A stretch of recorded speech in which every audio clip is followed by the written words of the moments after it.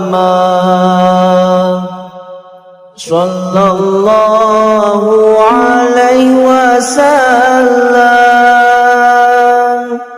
Sallallahu ala Muhammad. Assalamualaikum warahmatullahi wabarakatuh.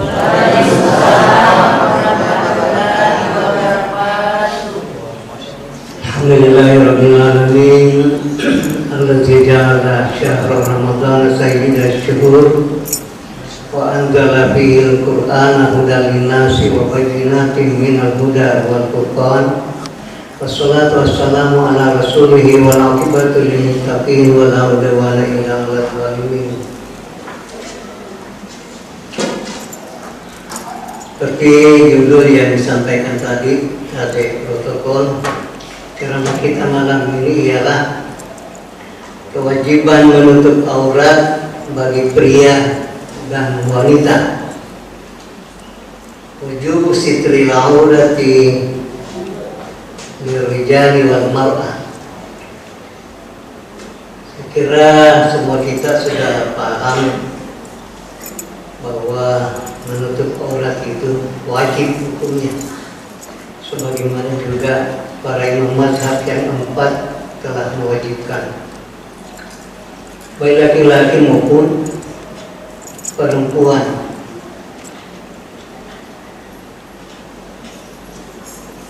Dalam firman Allah Subhanahu wa taala surah Al-Ahzab ayat 59, ya ayyuhan nabiyyu qul li azwajika wa banatika wa nisa'il mu'minin yudnina 'alaihinna min jalabibihin dzalika adna ayyurahna fala yu'dzaina wa kana Allahu ghafurur rahim. Di dalam berbicara aurat ini ada beberapa istilah yang mau dipahami dulu. Ada namanya jilbab, ada namanya khimar, dan ada namanya hijab. Kalau hijab ini artinya tidak butuh pandang, laki-laki dan perempuan ada dinding. Kalau jilbab, yang mana jilbab?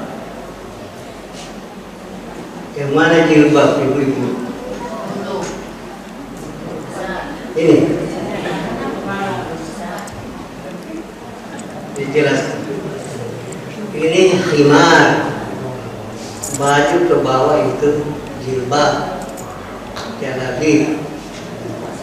Jadi dasar hukum daripada menutup aurat ini di surah Al-Ahzab ayat 59, nanti bisa dibaca lagi, dan di surah An-Nur ayat 31. Ayat tadi, ya ayuhan nabi, wahai Muhammad, firman Allah Subhanahu wa taala, qul azwajika, sampaikan kepada istri-istrimu, ini wanita, wa banatika, sampaikan kepada putri-putrimu, ini juga wanita, wa nisa'il mu'minin, dan sampaikan kepada istri-istri orang-orang yang beriman, wanita juga. Yang saya ingin sampaikan di sini bahwa ayat ini turun kepada Nabi, sementara Nabi laki-laki. Artinya kita para suami yang terlebih dahulu memahami soal menutup aurat menjadi tanggung jawab, kewajiban bagi setiap suami untuk menyampaikan kepada istrinya, putrinya, dan saudara-saudara perempuannya. Itu tanggung jawab. Artinya kalau ada nanti anak-anak perempuan kita tidak berbusana muslimah menutup aurat, berarti itu kelalaian dari bapak, kelalaian dari suami. Dulu lupa. Nah, sasarannya ialah para wanita. Dikatakan di sini, yudnina alaihinna min min jalabibihin, agar memakai pakaian menurunkan sampai ke bawah, ke kaki. Jadi jalabibihina itu, jalabib itu jamak daripada jilbab. Jadi jilbab itu yang baju gamis perempuan. Nanti di surah An-Nur ayat 31, wal yadribna bi umurihinna ala juyubihin, dan hendaklah dia menurunkan kain kerudunya sampai ke dada. Jadi kalau kudu itu namanya khimar. Banyak orang yang dibilang jilbab itu kudu, ya kan? Diluruskan. Banyak orang bilang jilbab itu kudu, padahal itu khimar. Kalau al-khamru, khamar itu lain, khimar itu kain penutup. Ini jilbab, ini yang baju ini jilbab.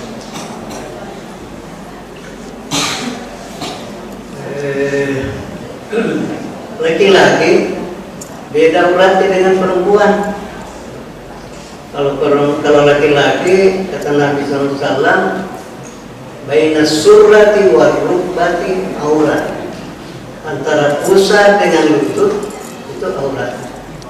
Jadi termasuk pusat dan lutut itu aurat.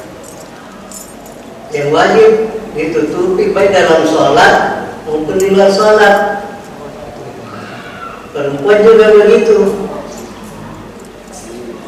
Berdasarkan ayat tadi, maka para ulama mengatakan kewajiban perempuan menutup aurat itu jami'u badaniha, semua tubuhnya, illa wajhi wal kaffain, illa wajhi wal kaffain, kata Nabi, kecuali muka dan telapak tangan, illa hadza wa hadza, baik dalam salat maupun di luar salat. Kalau dalam salat sudah benar, kecuali muka dan terus kalau di luar salat bahkan ada mazhab mewajibkan seluruh tubuh termasuk wajah dan telapak tangan. Tidak semua mazhab begitu. Jadi itu batas aurat. Dipahami dari hadis Nabi Shallallahu Alaihi Wasallam ketika beliau menyampaikan kepada iparnya, ada saudaranya Aisyah namanya Asma binti Abu Bakar, beda ibu dengan Aisyah. Kata Nabi SAW, ya Asma, wahai Asma, innama kata iza balagatil mahid lam yaslu ayyura minha illa hadza wa hadza. Sesungguhnya perempuan itu kalau sudah haid, artinya sudah balik, tidak boleh lagi dilihat darinya seluruh badan, tidak boleh lagi dilihat illa hadza wa hadza, begitu Nabi mengisyarat, kecuali ini dan ini. Dari situ ulama memahami bahwa aurat perempuan itu seluruh tubuhnya, seluruh badan.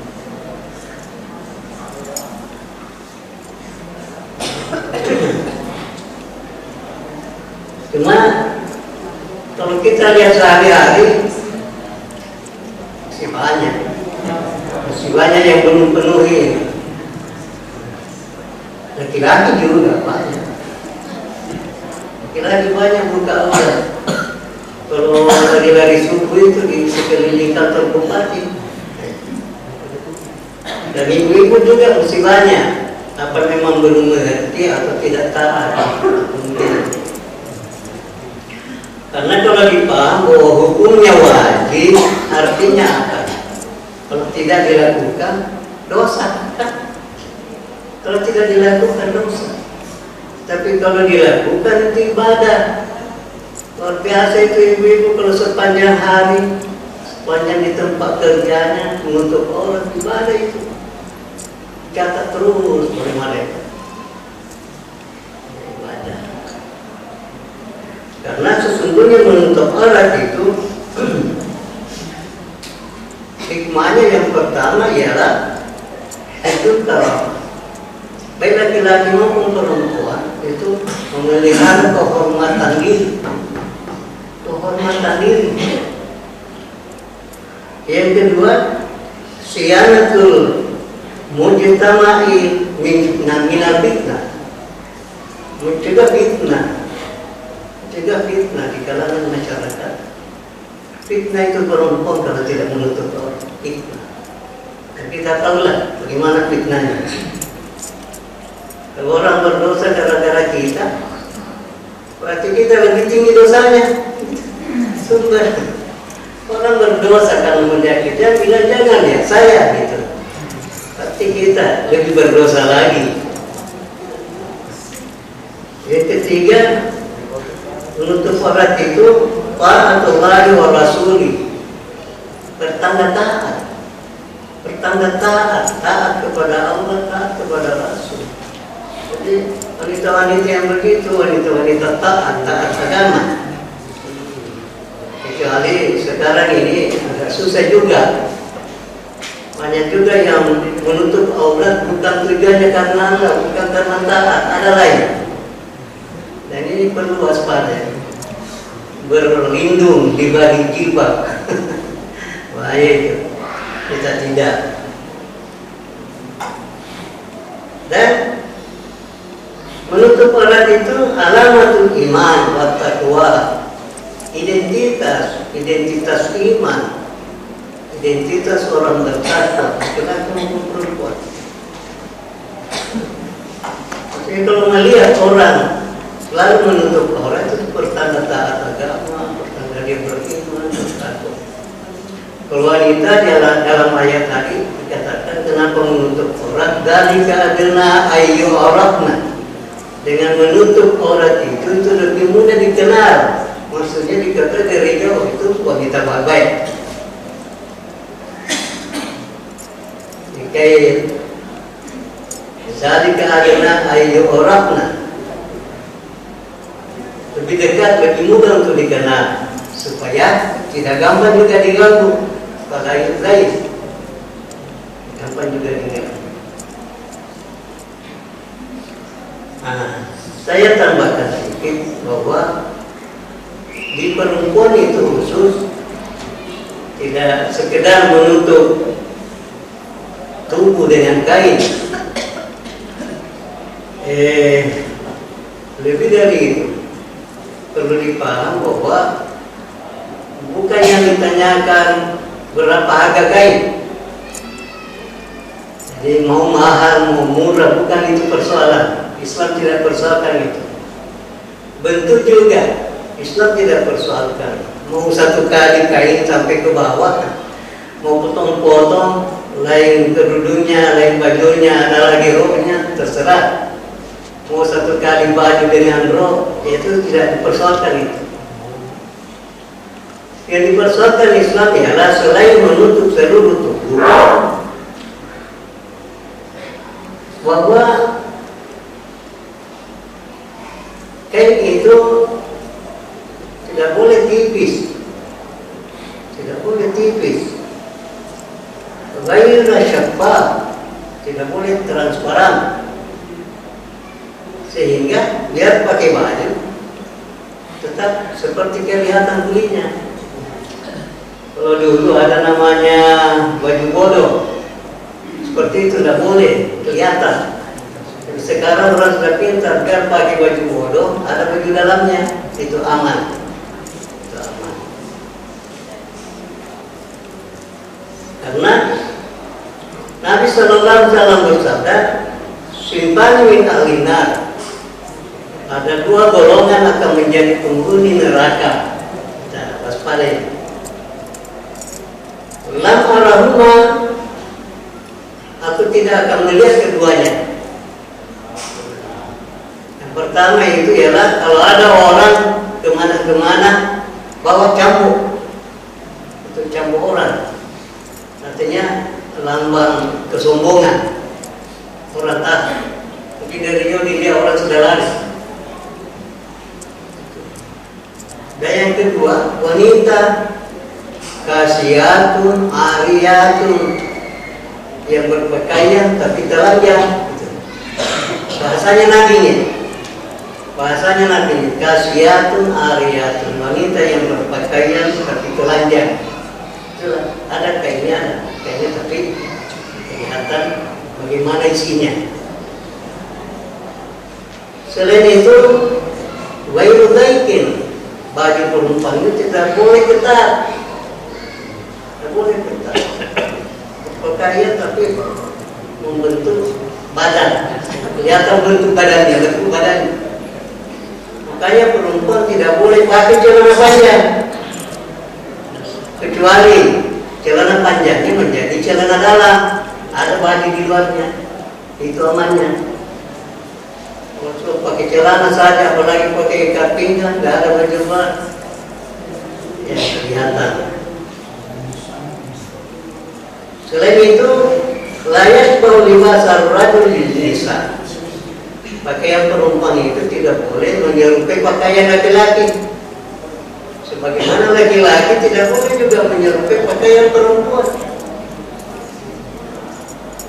Mungkin dari situ itu ada orang sampai besar perempuan tapi laki-laki. Ada juga sampai besar laki-laki tapi perempuan. Karena dari awal, dari kecilnya mungkin sudah dipakaikan terbalik.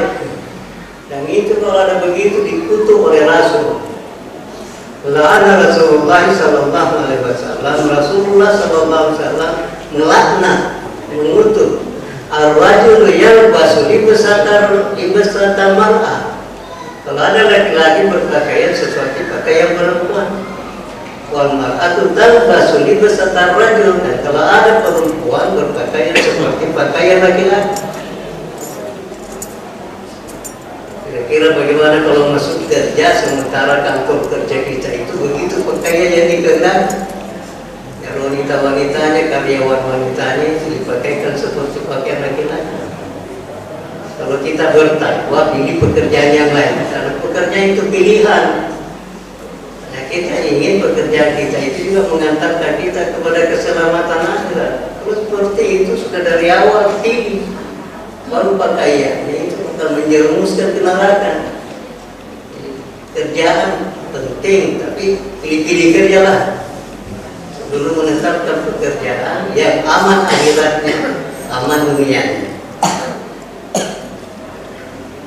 Selanjutnya, Allah yakuna libasa syuhara.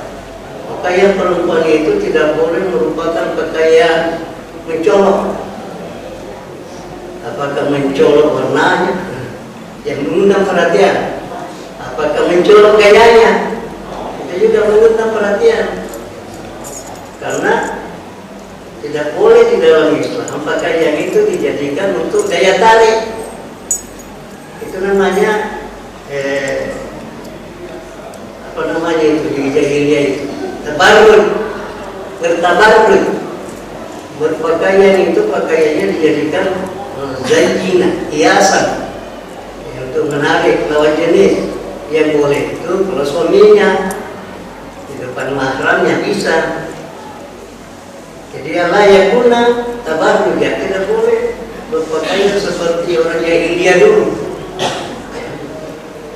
Jadi dulu ada cara berpakaiannya itu pakai gelang, sehingga kalau dia berjalan dia pukul-pukulkan kakinya supaya bunyi supaya didengar laki-laki. Itu haram. Ini ayat turun ketika itu masih pakaian biasa terbuka. Ketika disuruh berpakaian menutup aurat seperti itu dan menyudurkan kerudung sampai dadanya, karena imannya orang-orang beriman ketika itu, karena imannya para sahabat, imannya istri-istri mereka, imannya anak-anak mereka, tidak menunda, tidak pakai nanti, tidak tunggu musim kurma, tapi seketika itu disampaikan kepada mereka, seketika itu merombak pakaian sehingga apa yang bisa. Ada yang kain sabunnya itu dibelah untuk jadi kudung, Ada yang bajunya 2 atau 3 lembar kemudian disatukan. Ya, penuhi dulu keinginan Allah Subhanahu wa taala. Nanti datang musim kurma baru beli yang baik. Itu soal keimanan, soal ketaatan. Ini yang perlu kita pahami bersama bahwa kewajiban kalau kita lakukan menjadi ibadah. Di dalam beribadah ini Bapak Ibu ada 2 target yang kita kejar di seluruh ibadah kita. Yang pertama sahih, ibadah kita benar, dan yang kedua makbul, ibadah kita diterima. Itu 2. Jadi sah secara syariat sesuai dengan tuntunannya dan makbul secara pahala. Itu namanya sukses. Karena bisa saja ibadah itu benar tapi tidak ada pahalanya. Bisa ibadah kita benar karena sudah sesuai dengan syarat tuntunannya, terpenuhi rukunnya, tapi apa berpahala atau tidak? Ya, ada kemungkinan makbulan atau mardudah, diterima atau ditolak. Contoh mungkin biasa kita dengar dari kita. Kata Nabi SAW, ada banyak orang berpuasa tidak dapat pahala kecuali lapar. Rupa ini laisa lahu min siyamihi illa ju'. Banyak orang berpuasa tidak mendapat pahala dari puasanya kecuali lapar. Artinya puasanya sah puasanya, tapi tidak ada pahalanya. Kenapa bisa? Nabi SAW menjawab dalam hadisnya, malam yada qaulatul wal amal fihi wa jahla falaysa lillahi hajatun fi ayyada ta'amahu wa syarabahu.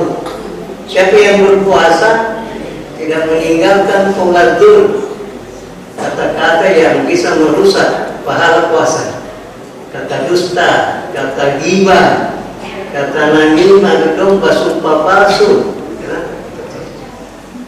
Wal amal bihi wal jahla, berpuasa tapi berbuat jahil. Bisa tidak ada pahala puasanya. Saya sampaikan tidak menutup aurat itu juga jahil.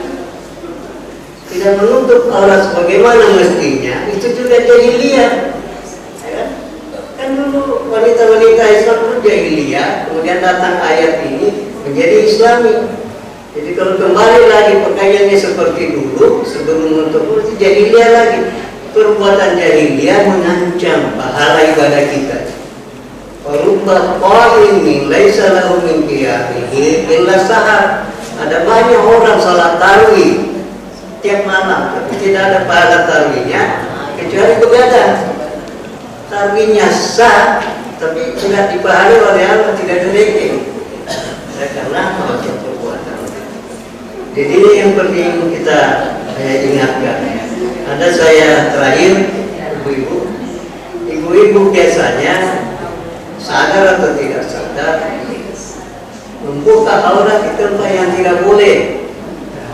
Misalnya baru mencuci dalam rumah, baru menjemur dengan pakaian tadi waktu mencuci di luar rumah, ada mata yang banyak melihat lewat. Tidak sadar itu. Atau ibu-ibu menerima tamu, di rumahnya, keluar bawa teh dengan pakaian seadanya. Alasannya ini rumahku, ini di rumah aja.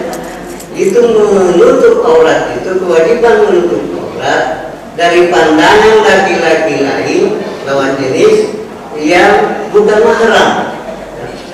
Jadi bolehnya terbuka di depan suami, orang tua, anak-anak.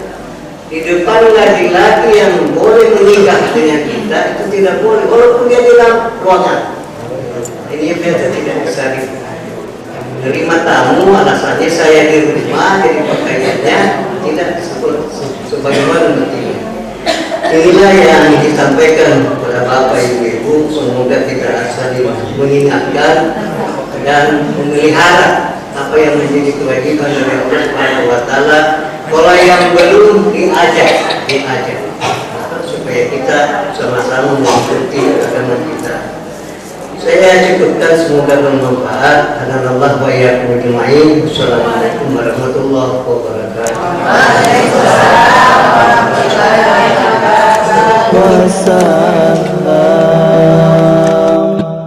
Sallallahu alaihi wasallam.